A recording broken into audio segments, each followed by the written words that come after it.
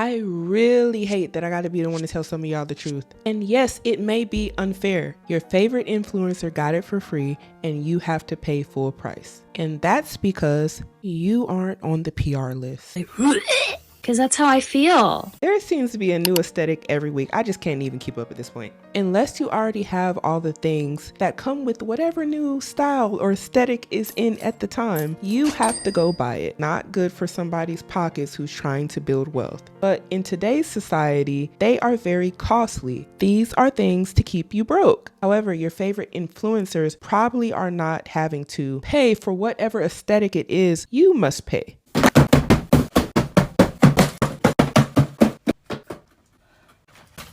So I just got back from spring break. These are what we may call free PR. But did you know that there is a difference between free PR and gifted collabs? PR gifting means giving free stuff to influencers without asking them to do anything in return, while gifted collaborations means giving something to the influencers in exchange for them to promote it on social media. Oh God, okay. L'Occitane. Bonjour, Radiant Skin. Aw, how cute. Serum and eye stuff. Let's go, Big Bubba.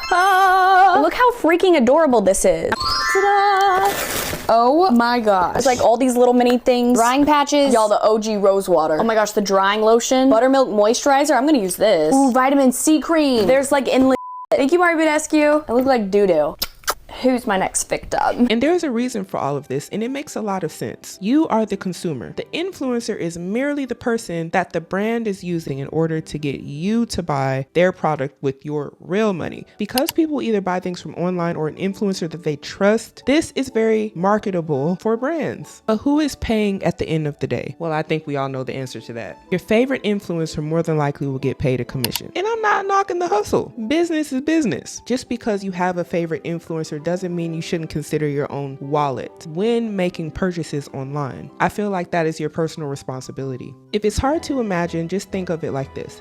You are the fish, the brands, and sometimes even your favorite influencer is the shark. And if you guys understand how things work in the animal kingdom, it's predator and prey. Now with this in mind, ask yourself, what is it exactly that I could be preyed upon about? I think if you chase aesthetics and trends, you are easy fish food. Why? Because the person preying after you already knows what it is you're after. So they already know what to feed you. Logical thing to do is to get this food in the closest proximity to you as humanly possible. Now we have a lot of technology in today's society, so this is actually very achievable. Social media is full of constant, non-stop ads that really frustrate me and are very annoying. Nonetheless, something as simple as just going on Pinterest or Instagram or TikToks and searching for certain aesthetics is just a little bit of that bait getting in. They just sprinkle a little bit of it in there. People that tend to have a larger following tend to have more collaborations with brands and are sent gifts like candy. I have no idea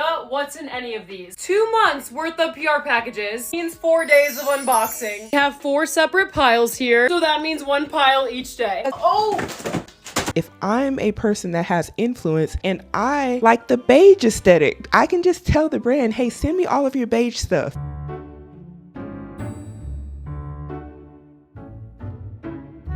And then they'll send it to me, and then I can tell you, hey, this is the stuff I absolutely love. I will make money off of the fact that you like this beige aesthetic that I was able to get for free. Is it fair? Well, who am I to say? But I think we've all seen it. The fake reactions, the surprised, I didn't know I was getting this. So American Eagle actually emailed me and let me pick out some pieces, but I'm just gonna pretend that I've never heard from them before and they just sent this to me on their own. Little influencer insider secret for you peasants is that a lot of times when you get PR, a brand will email you asking if you want it first. So I think it's kind of funny when a lot of influencers do PR hauls and act like, oh my God, I could not see this coming ever. Because like you probably did know it was coming, unless their manager just sends them a bunch of shit without telling them. Oh, look at all this stuff American Eagle sent me that I definitely didn't tell them I wanted. The reactions to products like it's the best thing since matcha lattes, and I love a good matcha latte. They sent me the cutest PR to show you guys because you guys know I always have to give you guys hope.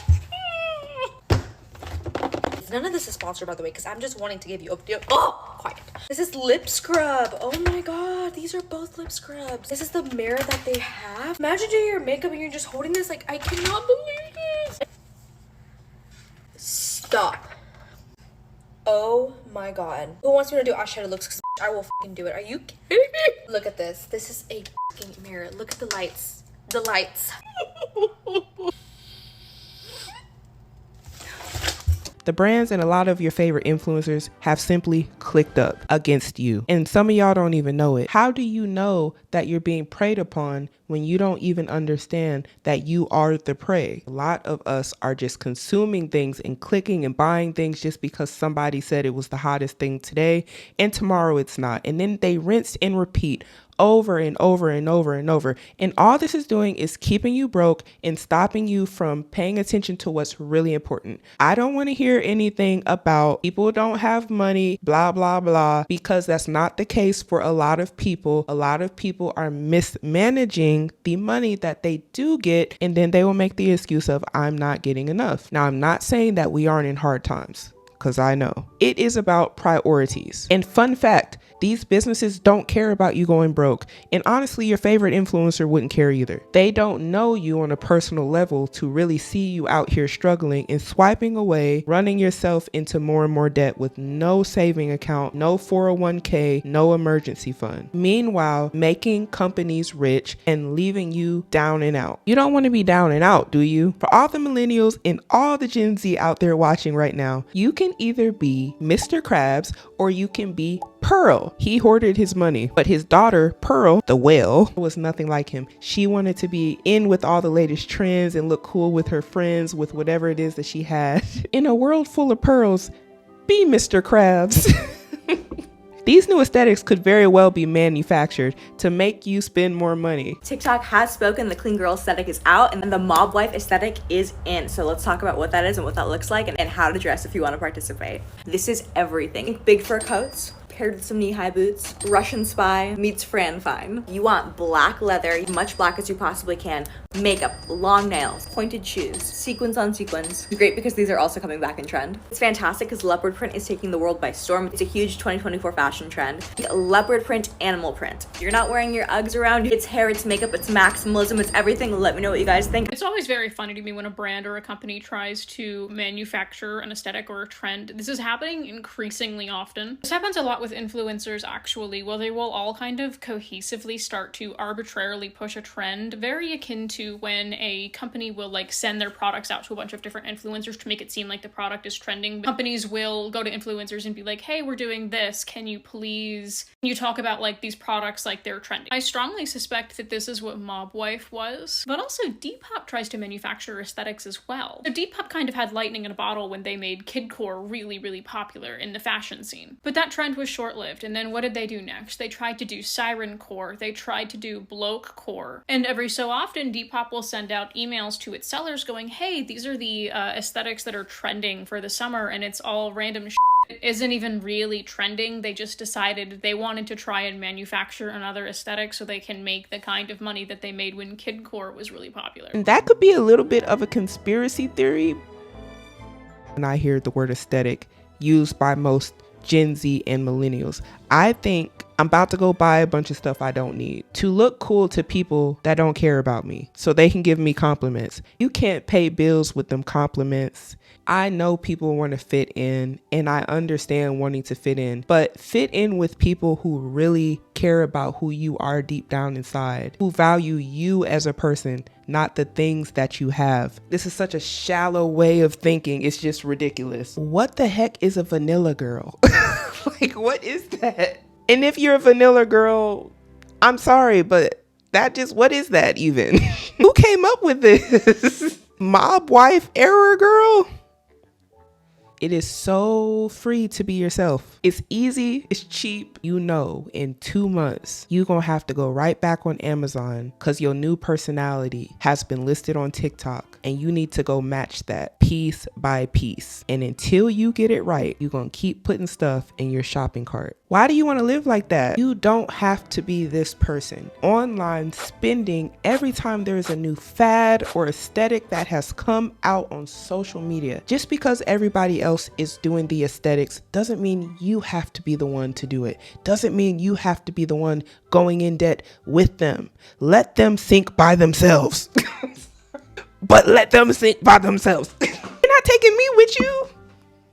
Y'all don't want to be on the ship when it's going down. You should want to have money in real life. Don't be a rich girl aesthetic, be a rich girl. Don't be fake rich, be rich.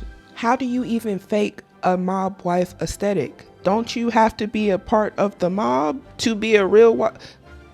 The problem, in my opinion, is a lot of people want to look the part, but they don't want to be the part in real life. You can't cosplay personality. You may be able to buy the look, but you are who you are. What about internal work? You may give off mob wife, clean girl. Does that mean a cleaner?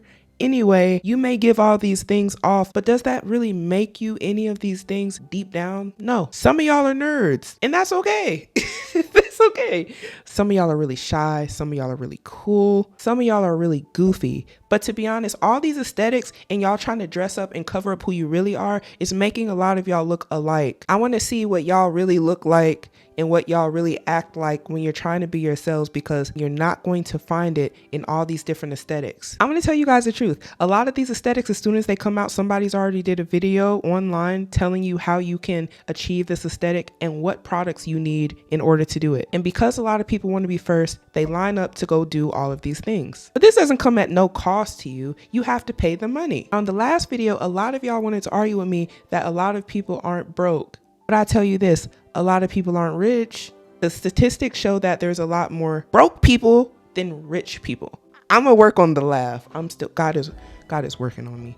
I don't know what imaginary world some people are living in, but I need for y'all to wake up if you're in it and come back here to reality. It is good over here when you just accept things for what they are. It's okay.